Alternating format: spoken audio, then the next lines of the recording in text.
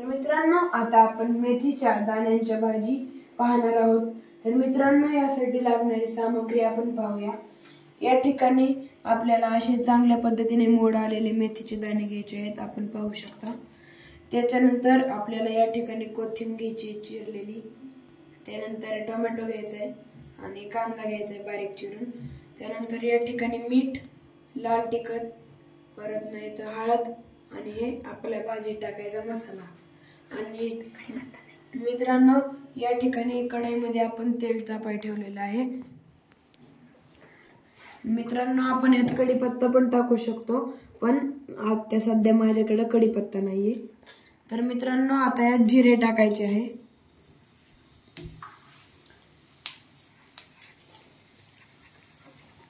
तर मित्रांनो, आता यात आपण चिरून घेतलेला कांदा देखील चांगलेपणे भाजण्यासाठी टाकायचा आहे।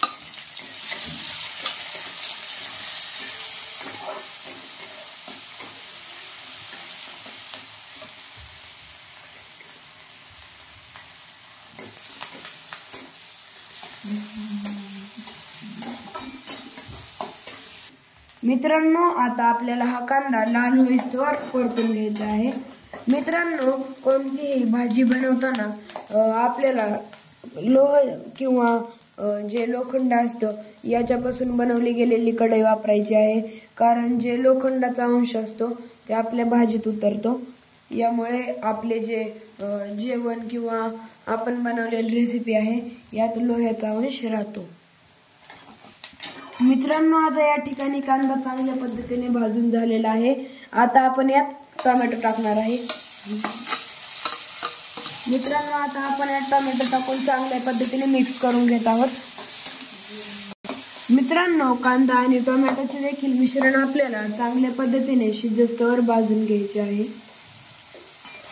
मित्रांनो, आता आपला कांदा आणि टोमॅटो चांगला भाजून झालेला आहे। आता आपल्याला यात मगाशी काढून घेतलेले मसाले टाकायचे आहेत। तर मित्रांनो, आता आपल्याला यात सगळे मसाले टाकायचे आहेत। हळद, लाल तिखट, काळं तिखट आणि मीठ देखील यात टाकायचं आहे आणि चांगल्या पद्धतीने आपल्याला हे मिक्स करून घ्यायचं आहे। मित्रांनो, आपण आपल्या चवीनुसार यात मीठ घालू शकता। आता मित्रांनो, यात आपल्याला जी मेथीचे दाणे घेतले होते ते टाकायचे आहेत। आता मित्रांनो, हे आपल्याला चांगल्या पद्धतीने मिक्स करून घ्यायचे आहे।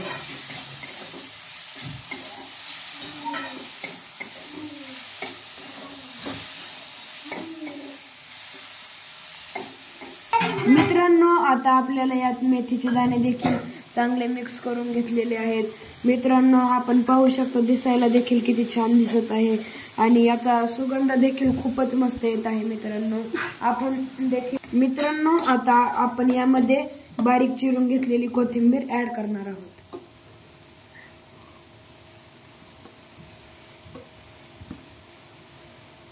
मित्रांनो, आता ही कोथिंबीर देखील आपल्याला चांगल्या पद्धतीने मिक्स करायची आहे। मित्रांनो, आता आपण यात थोडंसं पाणी टाकून 10 मिनिटं ही भाजी शिजवून घ्यायची आहे। मित्रांनो, आमच्या घरात ही मेथीच्या दाण्याची भाजी सारखी बनत असते। माझी मम्मी ही भाजी खूप चांगल्या पद्धतीने बनवते आणि आम्ही देखील ही भाजी खूप चवीने खातो।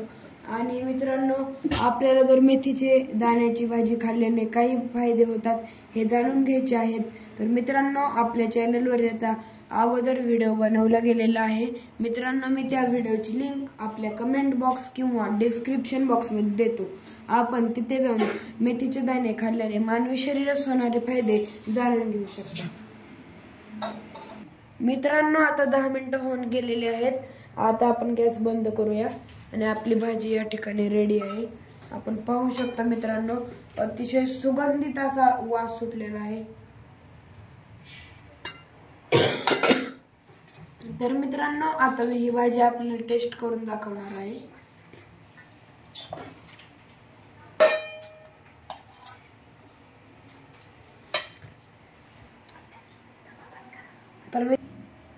तर मित्रांनो, आता मी ही भाजी टेस्ट करून तुम्हाला सांगणार आहे।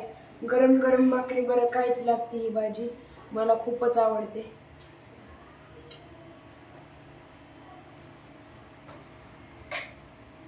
मित्रांनो, खूपच भन्नाट अशी ही रेसिपी आहे. या जेवायला, नाहीतर घरी करून बघा. भेटूया पुढच्या व्हिडिओमध्ये अशाच नवीन रेसिपी करून.